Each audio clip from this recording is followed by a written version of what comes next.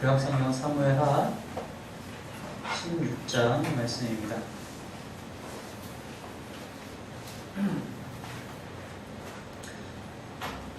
구약성경 사무엘하 16장 15절부터 17장 14절까지 17장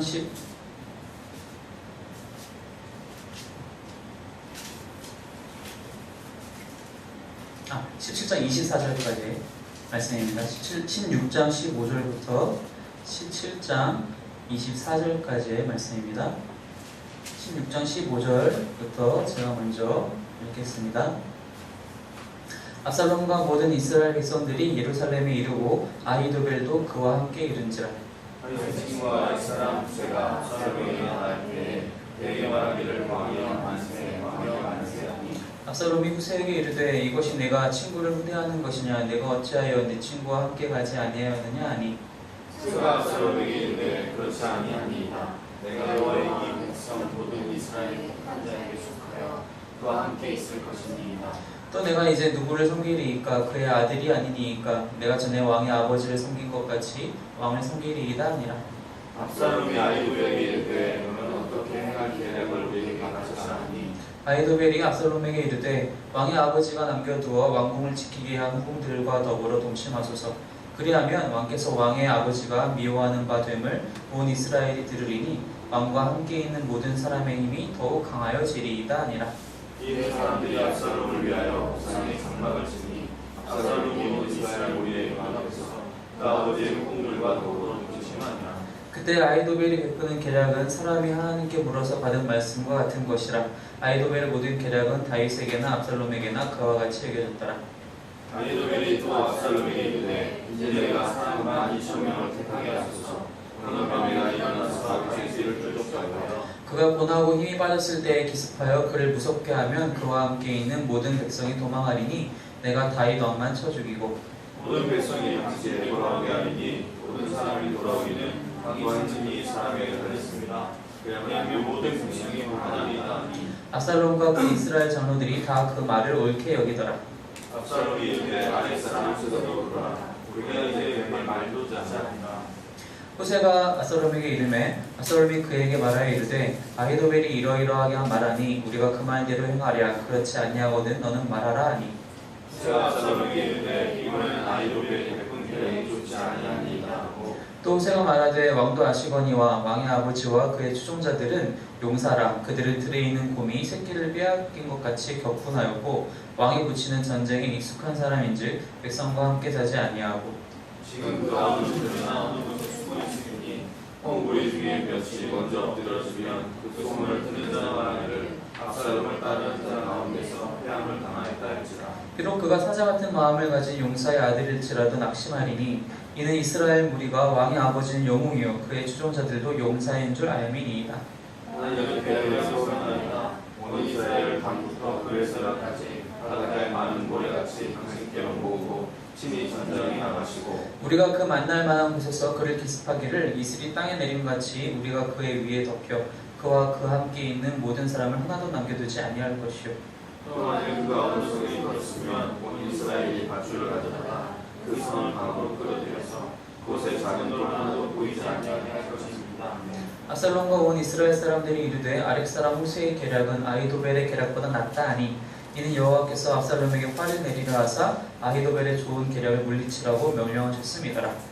이에 후세가 압살롬과 아히도벨을 두고 자기들에게 이르되 아히도벨이 압살롬과 이스라엘 장로들에게 이러이러하게 계략을 세웠고 나도 이러이러하게 계략을 세웠으니 이제 너희는 빨리 사람을 보내 다윗에게 전하기를 오늘 밤에 광야 나루터에서 자지 말고 아무쪼록 건너가소서 하라. 혹시 왕과 그를 따르는 모든 백성이 몰사할까 하노라 하니라. 그때 요나단과 아히마아스가 사람이 볼까 두려워하여 백성이 돌아지 못하고 에돔의 계략에 머물고 어떤 종은 그들에게서 나와서 말하고 그들은 가서 다윗 왕에게 알리더니 한 청년이 그들을 보고 압살롬에게 알린지라. 그 두 사람이 빨리 달려서 바울임 어떤 사람의 집으로 들어가서 그의 뜰에 있는 우물 속으로 내려가니 그 집 여인이 덮을 것을 가져다가 우물하기를 갖고 찌은 몫을 그 위에 내려니 앉지 못하다. 압살롬의 종들이 그 집에 와서 여인에게 묻되 아히마아스와 요나단이 어디 있느냐 하니 여인이 그들에게 이르되 그들이 시내를 건너가더라 하니 그들이 찾아도 만나지 못하고 예루살렘으로 돌아가니라. 그들이 간 후에 두 사람이 우물에서 올라와서 다윗왕에게 가서 다윗왕에게 말하였는데 당신들은 일어나 빨리 물을 건너가소서. 아히도벨이 당신들을 해하려고 이러이러하게 계략을 세웠느니라. 다윗이 일어나 모든 백성과 함께 요단을 건널세 새벽까지 한 사람도 요단을 건너지 못한 자가 없었더라. 아히도벨이 자기 계략이 시행되지 못함을 보고 나귀에 앉아서 들고 일어나 고향으로 돌아가 자기 집에 이르러 집을 정리하고 스스로 공매어 죽음에 그의 조상의 묘에 장사하리라. 이렇게 읽겠습니다. 이에 다윗은 마하나임에 이르고 압살롬은 모든 이스라엘 사람과 함께 요단을 건너니라. 아멘. 사무엘하 말씀 우리가 계속 같이 나누고 있습니다. 지난주까지 해서 16장 14절까지 같이 나눴었는데 다윗이 이제 드디어 압살롬의 반역 때문에 예루살렘에서 도피하는 장면이었어요. 도피를 하면서 여러 사람들을 만나게 됩니다. 사독과 아비아달도 만났고 후세도 만났고 또 무비보셋의 종이었던 시바도 만났으며 그리고 그를 다윗을 저주하던 시므이까지 만나게 됩니다. 그 많은 사람들을 만나면서 여러 가지 사건들이 있었고 또 다윗도 스스로 하나님께 받은 지혜로 이제 머리를 써서 이러이러하게 하면은 나에게 좀 더 유리하지 않을까. 그래서 사독과 아비아달을 또 다시 예루살렘으로 돌려보내고 후세 역시 돌려보내게 됩니다. 오늘 읽은 이 본문의 16장 15절부터는 이제 그 돌아간 후세가 이제 예루살렘으로 돌아와서 어떤 일들을 행했는지를 이제 잘 알려주고 있어요.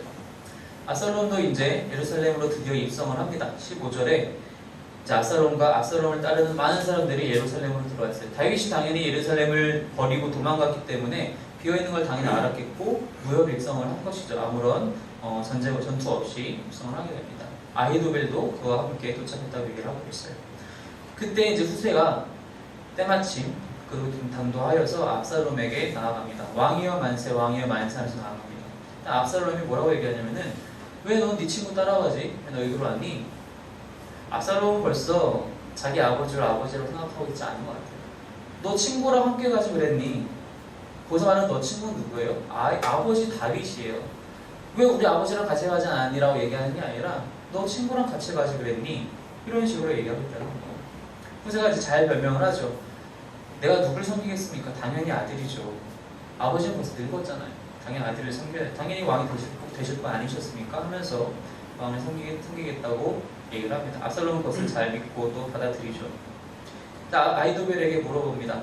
이제 우리가 예루살렘에 들어왔으니 어떻게 이제 해야 될까? 어떻게 해야지 내가 내 왕권을 공고히 할까? 사실 왕권이라고 할 것도 없어요. 왕권이 아직 주어진 것도 아니고 그 누구도 압살롬을 왕이라고 아직은 생각하지 않아요. 왕권을 찬탈하려는 사람 혹은 이제 반역을 일으켰다라든지 혹은 혁명을 일으켰다라고 생각할지도 모르겠어요. 하지만 아직은 왕이 아닌 거죠. 어떻게 할까? 어떻게 해서 내가 이것을 확실하게 내 것을 만들 수 있을까? 아히도벨이 머리를 짜서 한 가지 얘기를 합니다. 전략을 짜는데 그것이 무엇이냐? 21절에 얘기하는 것처럼 다윗이 남겨두고 간 모든 후궁들과 동침하소서. 그러면 당신이 분명히 더욱더 힘이 있게 될 것입니다. 이 전략은 전략 자체로는 사실 문제될 건 없어요. 문제될 것이 없다기보다는 오히려 이 상황에 참 알맞은 전략이라고도 생각할 수 있어요. 왜냐? 첫째는 아히도벨이라는 사람의 명성 때문입니다. 왜냐? 마지막 절, 16장 마지막 절에 나와 있는데 뭐라고 나와 있냐면은 그때 아히도벨이 베푸는 계략은 사람이 하나님께 물어서 받은 말씀과 같은 것이라 거의 하나님으로부터 거의 직통계시 받는 거의 그 수준의 전략가고 모사꾼이었어요. 당대의 최고의 모사꾼이 딱 2명 있었는데 그게 바로 아히도벨과 후세였다는 것입니다. 그 중에 한 사람이 압살롬에게 이렇게 얘기를 한 거예요. 모든 후궁들과 동침하소서. 일단 압살롬이 듣기에는 첫째, 다른 사람도 아니고 아히도벨이 얘기하는 것이니까 믿을만 하죠. 둘째, 당시에는 왕이 죽고 그 다음 왕이 나타나게 되면은 뭐 아들이 되었든 혹은 다른 혈통이 되었든 다음 왕이 그 선왕의 모든 후궁을 취하는 것을 당연하게 생각을 했어요.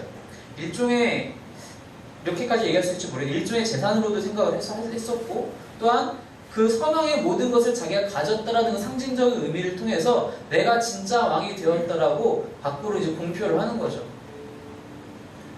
그런 의미에서도 내가 아버지 다윗이 두 왕 모두 후궁들과 동침하게 되면은 다 내 것으로 삼게 되는 것이고 이게 내가 왕이라고 다른 사람들한테 자신 있게 얘기할 수 있겠구나. 다른 사람들이 그걸 알아보겠구나 라고 생각할 수 있다는 겁니다. 또 한 가지는 무엇이냐? 21절에 아히도벨이 직접 언급한 것처럼 그리하면 후반부에 그리하면 왕께서 왕의 아버지가 미워하는 바 됨을 온 이스라엘이 알게 될 것이다. 온 이스라엘이 이 부자지간은 완전히 깨졌구나. 합칠 일이 없겠구나. 아들이 아버지의 첩들을 취했으니 저 집은 이제 끝났구나. 어느 한쪽으로 뭐 아니면 도달하는 것처럼 붙어야겠다. 우리 남아있는 우리 쪽 사람들은 압살롬 쪽의 사람들은 그걸 지켜보면서 내가 여기에 확실히 뼈를 묻어야지. 그래야지 이제 나중에 혹여나 다윗이 살아나면 우리는 죽으니까 확실히 내가 여기서 자리를 잡아서 다윗 군대를 완전히 무찔러야지라는 단결력, 그런 단합을 노린 거였죠. 그래서 이제 21절 마지막처럼 모든 사람의 힘이 더욱 강하여지리이다. 이렇게만 되면은 여기 남아있는 모든 사람들이, 이 예루살렘에 남아있는 우리 편 모든 사람들이 다 확실한 우리 편이 될 것입니다. 단합이 엄청나게 강해질 거예요. 그런데 문제는 뭐냐면은 전략적으로는 확실하게 좋은 전략이지만 이것이 옳은 전략이었다고 생각하면 그렇지 않다는 것입니다. 이것은 하나님 앞에 옳은 전략이 아니었다는 겁니다. 나중에 우리가 더 후에 가서 보게 되겠지만 결과적으로 이들이 정말 이 사건 때문에 정말 단결력이 세지고 그랬느냐? 그렇지 않아요. 엄청난 수의 군대를 끌고 가서 다윗과 전면전을 붙게 되는데 2만 명이 넘게 죽어요. 다 깨지고 말. 수적인 차이가 엄청남에도 불구하고 다윗군이 엄청 열세였는데 수적으로 그것을 뒤엎고 2만 명 이상이 죽어요. 더 강하여졌다. 동맹이 더 강하여졌다. 그 더 뒤로 가면은 이제 압살롬이 다 죽고 나서 이스라엘이 다 한 번에 다윗 앞으로 돌아와요. 단합력이 세졌다? 절대 그렇지 않습니다. 결과는 좋지 않았어요. 전략은 당시의 세상, 당시의 그 트렌드, 당시의 모든 사람들이 생각하고 일반적으로 상식적으로 생각했었던 그런 모든 전략에 비춰봤을 때 맞는 전략이었지만, 최고의 전략이었지만 하나님 앞에 옳은 전략은 아니었다는 겁니다. 왜일까? 여러분, 지혜가 이 아히도벨이라는 사람이 이렇게 23절에 이렇게 하나님한테 받은 말씀과 같은 것이 아히도벨의 말이다라고 극찬을 받을 정도라는 얘기는 이 아히도벨의 지혜와 지식은 엄청나다라는 거예요. 그죠? 당대의 다른 어떤 사람들과 비교해도 전혀 뒤떨어지지 않고 뛰어난 사람이 바로 아히도벨이에요. 요즘도 시대를 막론하고 그런 사람들은 계속 있어 왔잖아요. 요즘도 당연한 것이고, 여러분, 지혜와 지식이 뛰어난 사람들은 그 지혜와 지식이 어디서부터 왔다고 생각할까요? 사람마다 다르겠죠. 이것을 하나님께로부터 받았다고 생각하는 사람들이 있는가 하면은 그렇지 않은 사람들이 있어요. 이것은 내 자력으로 얻은 것이다. 내가 노력해서 이만큼 이룬 것이다 라고 생각하는 사람들이 있어요. 근데 이것은 하나님을 믿고 안 믿고로 구별할 수는 없는 것 같아요. 왜냐하면 하나님을 믿으면서도 하나님께로부터 받았다고 생각 못하는 사람도 간혹 있거든요. 그러니까 하나님으로부터 믿고 안 믿고가 아니라 이걸 하나님으로부터 받았느냐라고 인지하느냐, 인지하지 못하느냐의 차이가 일단 존재한다는 겁니다. 두 번째는 하나님으로부터 받은 지혜다라고 인지가 되었다면 그것을 이제 어떻게 사용할 것이냐, 무엇을 위해 사용할 것이냐가 결정이 되어야 돼요. 이것은 내가 하나님을 위해서 사용할 것이냐, 아니면 나를 위해서 사용할 것이냐. 그 차이가 또 한 번 거기서 구별이 되게 돼요. 여기 이 아히도벨은 하나님을 모르는 사람은 아니에요. 왜죠? 당연히 이스라엘 사람인데 하나님을 모를 수가 없어요. 하나님을 모를 수가 없고 자신이 그렇게 지금까지 뛰어난 모략과 전략들을 계속 다윗왕께 계속 그렇게 얘기했었던 거라면은 자신이 얼마나 뛰어난 사람인지 알고 있었을 거예요. 그리고 어느 정도는 분명히 하나님께로부터 받았다라고도 알고 있었을 거예요. 그런데 여기 와서 그 지혜와 지식을 무엇을 위해 사용합니까? 하나님을 위해서 사용합니까? 그렇지 않아요. 절대로 하나님의 뜻이 아들이 아비를 죽이는 것에 있지 않다는 겁니다. 성경 어디를 봐도 아들이 아비를 죽이는 상황에서 그것이 하나님의 뜻이었다라고 기록되어 있는 부분이 그렇게 돌려서 말하는 부분조차도 단 한 군데도 없다라는 거예요. 사람이 사람을 자기 욕심 때문에 죽이는 것, 그것이 하나님의 뜻인 적이 단 한 번도 없었다는 겁니다. 물론 하나님이 직접 이스라엘 백성들을 명하셔서 어디 조속들을 멸절시켜라, 진멸하여라, 그런 명령은 있었어요. 그때는 당연히 하나님의 뜻이 거기에 있었기 때문에 하나님께서 당신 앞에서 부정한 것들을 없이 하기 위해서, 모든 죄악된 것들을 심판하시기 위해서 그렇게 한 것이었지, 사람이 자기 스스로의 욕심으로 다른 사람을 해하려고 하는 것, 절대 거기에는 하나님의 뜻이 없다는 겁니다. 그런데 아히도벨은 자신의 지혜를, 자기 것도 아니고 하나님께로부터 받은 그 지혜를 사람을 자기의 욕심으로 죽이려고 하는 그 상황에 사용을 하려고 합니다. 압살롬이 다윗을 죽이려고 할 때 다윗의 모든 것을 빼앗으려고 하는 그 상황에서 자기의 지혜를 사용하라고 권면하고 있다는 것입니다. 절대로 옳을 수가 없죠. 때문에 이 지혜가 사용된 방식이 하나님을 위해서 사용된 방식이 아니기 때문에 그 결과가 좋을 수가 없어요. 없다는 겁니다. 남들이 보기에는 맞아, 당연히 그렇게 해야지, 예루살렘 들어갔으면 그거 먼저 해야지 라고 생각한다 하더라도 절대로 좋은 결과가 나타날 수 없다는 겁니다. 이 아히도벨이 또 어떤 사람이냐면은, 아히도벨은 사실 겉으로 보기에는 이것이 압살롬을 위해서 이 지혜를 낸 것 같지만, 또 다른 면에서는 아히도벨 개인의 복수심이 이 안에 같이 들어있어요. 왜냐? 그리고 아히도벨은 다윗 때부터 이렇게 전략을 짜내는 사람이었어요. 그런 군사의 직책이 있는 사람이었다는 말이에요. 그런데 정말 쉽게 어떤 앞에 전후 그 설명이 없이 다윗을 쉽게 버려요. 다윗이 예루살렘을 떠날 때 쉽게 버려요. 이 압살롬이 헤브론으로 왕이 되겠다라고 갔을 때 그때 쉽게 따라와요. 왜냐? 이 아히도벨은 밧세바의 할아버지예요. 밧세바가 엘리암의 딸이라고 밧세바가 처음 등장할 때 나오는데, 나중에 이제 이 사무엘하 제일 뒷장 쪽으로 가게 되면은 그 다윗의 그 용사들의 그런 족보들과 그런 그 명단들이 나오는데, 거기서 그 밧세바의 아버지였던 엘리암을 소개하기를 이 아히도벨의 아들이라고 소개를 해요. 즉 결국에 밧세바가 이 아히도벨의 손녀가 되는 거죠. 근데 밧세바는 어떤 사람이었어요? 다윗이 밧세바를 범함으로써 밧세바의 가정이 깨졌잖아요. 밧세바 개인은 결국 그 이후에 왕의 아내가 됐어요. 첩이 됐어요. 근데 그것 때문에 좋아하는 것이 아니라 그 깨진 그 집안, 그 가정을 아직도 기억하고 있어요. 물론 그것을 좋아할 수도 없는 노릇이겠지만, 그 자신의 개인의 복수심이 아히도벨은 아직 그 마음에 있었던 거예요. 그래서 이것도 결국에는 자신의 복수를 위해서도 이 지혜를 내놓게 되었다는 거죠. 하지만 그것도 역시 자기의 욕심 때문이었기 때문에 절대로 끝이 좋을 수가 없었다는 것이죠. 근데 이것을 압살롬은 선하게 여기고, 그래, 그렇게 해야겠다, 그게 정말 좋은 방법이다, 그리고 그 전략대로, 아히도벨이 얘기한 것대로 그대로 행하게 됩니다. 이것은 결국 밧세바를 다윗이 범했을 때 하나님께서 다윗에게 내렸던 그 형벌에 이어 한 가지가 또 한 번 성취된 것이죠. 너희 모든 아내들이 백주에 범하여질 것이다. 그것이 바로 여기서 성취가 된 것이죠. 그리고 나서 17장으로 넘어오면은 또 한 번 아히도벨이 이제 자기 말을 잘 들으니까 압살롬이 또 한 번 전략을 냅니다. 뭐라고 했느냐? 나에게 12,000명의 군사만 주면 내가 다윗을 급습해서 오늘 밤에 기습해가지고 다윗만 싹 죽이고 빠지겠다, 치고 빠지기를 하겠다. 다윗만 죽이면 다 되는 일이야. 다윗만 죽이면은 다른 사람들은 다 돌아올 거야.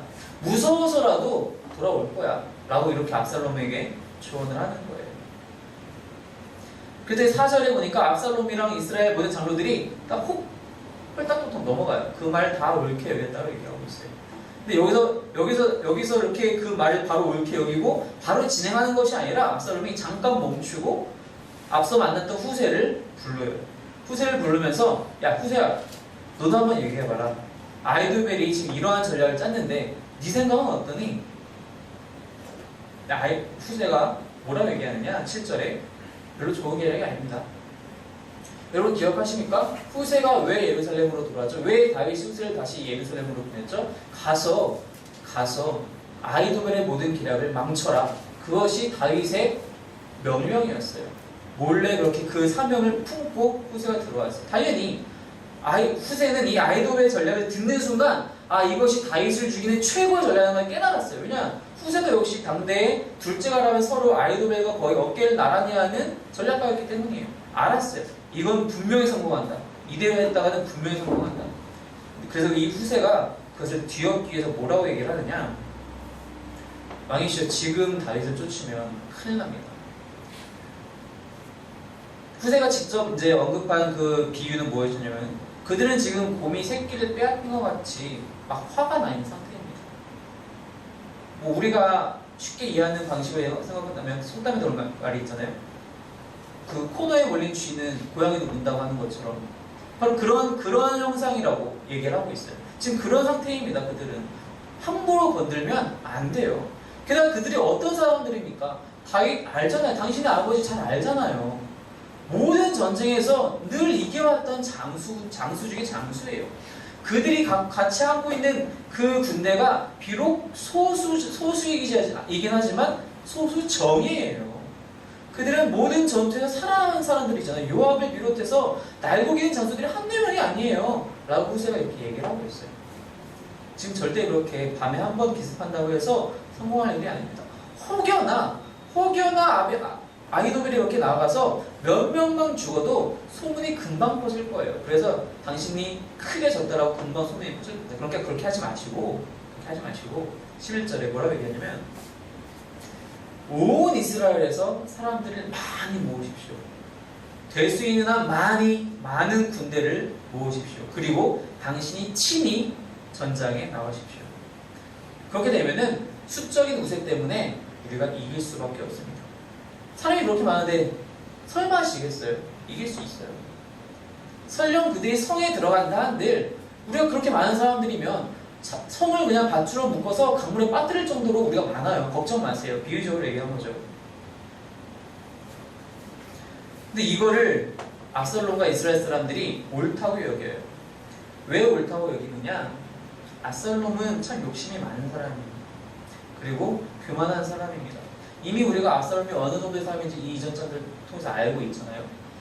자신이 얼마나 자신이 정말 잘났다고 생각해서 성문 앞에 앉아가지고 송사거리 들고 나오는 사람들을 다 자기 편으로 만들어요.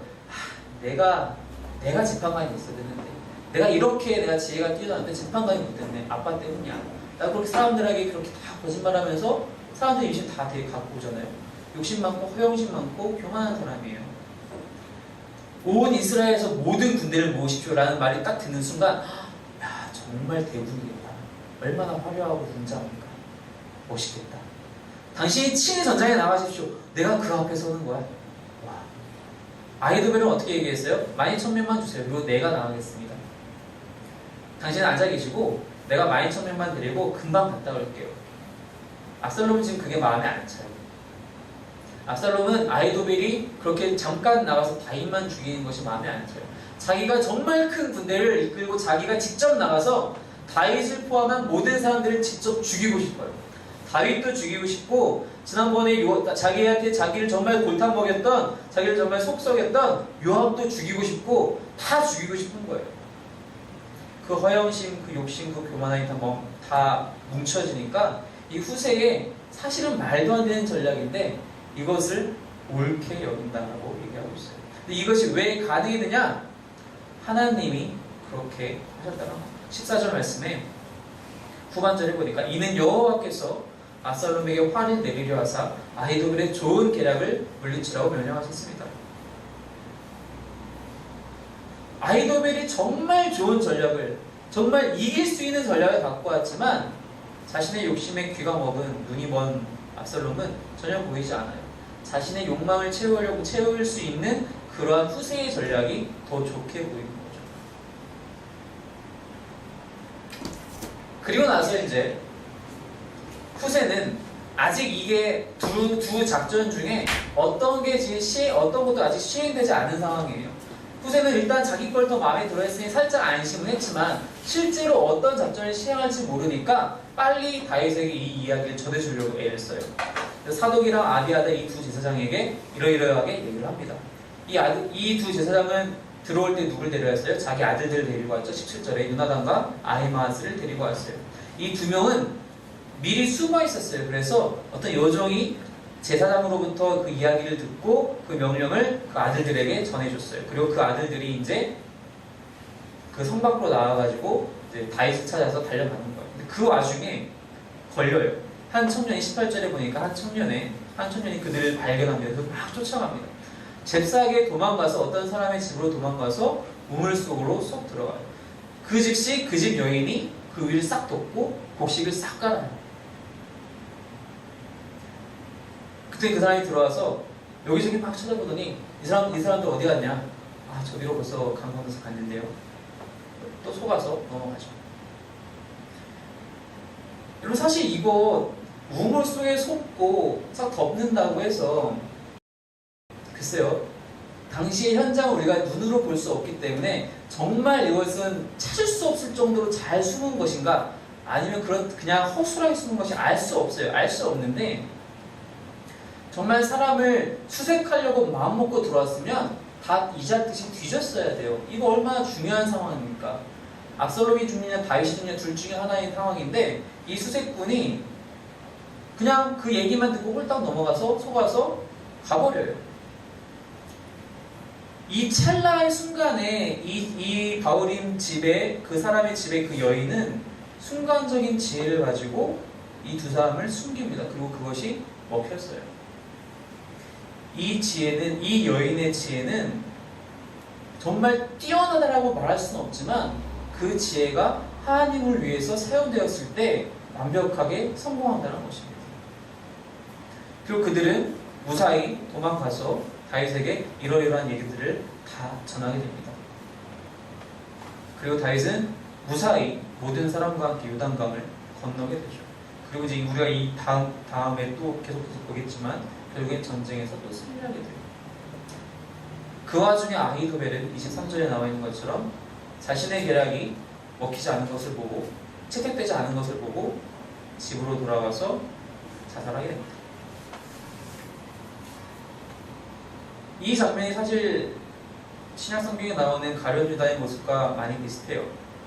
자신이 섬기던 사람을 배신하고 돌아가서 자살로, 죽음으로 마무리되는 이 모습. 하나님께서 우리에게 주신 것들이 많이 있습니다. 어떤 사람에게는 이런 은사를, 어떤 사람이 또 저런 은사를 다양하게 주셨어요. 우리가 알고 있는 그런 성경에 기록되어 있는 그런 성령의 열매, 성령의 몇 가지 은사, 그런 은사만 얘기하는 것이 아니라 모든 것이 하나님이 우리에게 주신 거예요. 우리의 지식도, 우리의 건강도, 우리의 지혜도, 우리의 재정도, 우리의 모든 것들은 하나님이 주신 거예요. 하나님이 주신 그것들을 우리가 어떻게 사용할 것이냐, 그리고 그것이 누구로부터 왔다라고 생각할 것이냐, 그것이 중요하다는 겁니다. 그 어떠한 것도 우리가 자력으로 쌓아 올린 것이 하나도 없다는 겁니다. 내 지갑에 돈이 얼마 들어있다고 해서 그것이 내 자력으로 만들어낸 돈이 아니라는 거예요. 내가 지금 건강하다고 해서 내 건강이 내 스스로의 힘으로 쟁취한 것이 아니라는 겁니다.